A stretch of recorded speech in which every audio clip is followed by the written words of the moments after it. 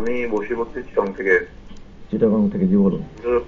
অনেক হুজুরের মুখে শুনিয়াছি আমাদের রসুলের আগমন নাকি 12ই রবিউল আউয়াল না, বিভিন্ন কিতাবে নাকি বিভিন্ন রকম আছে আর কি, 9 তারিখ বলে, কেউ 10 তারিখ বলে। এটা আমরা তো 12 তারিখ হিসাবে পালন করি, এটার একটু যথাযথ উত্তর। মশহুর যেটা 12ই রবিউল আউয়াল এতই মশহুর যে একমাত্র যাদের কাছে রবিউল আউয়াল সহ্য হবে না, হুজুরের আগমন সহ্য হয় না, তারা এই বিতর্কের অবতারণা এটা বের করে।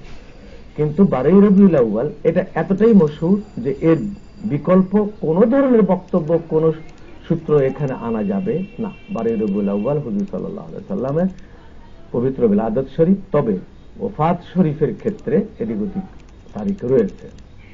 তো সেই জন্য 12ই রবিউল আউয়াল মশহুর, ফেমাস, অর্থাৎ অধিকাংশ ঐতিহাসিক, অধিকাংশ মানে কি, আর শাহজুকাল মাহাদুম 100-র মধ্যে একজন, এটা নাই এর মধ্যে রাখতে হবে।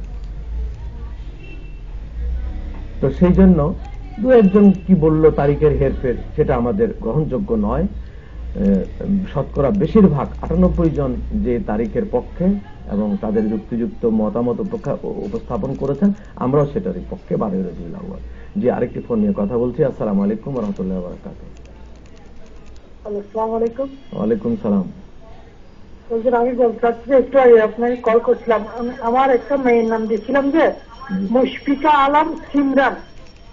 সিমরান, সিমরান, মুশফিকা আলম সিমরান, এর অর্থটা আমি সিমরান হলো সামারুন থেকে, সামার মানে হলো ফল, অনেক ফলবান সাথী, অনেক ফলবান সাথী। ধন্যবাদ। চলুন আমরা একটু বিরতিতে যাই, বিরতি ফিরে এসে আবার আপনাদের সাথে আমি কথা বলছি।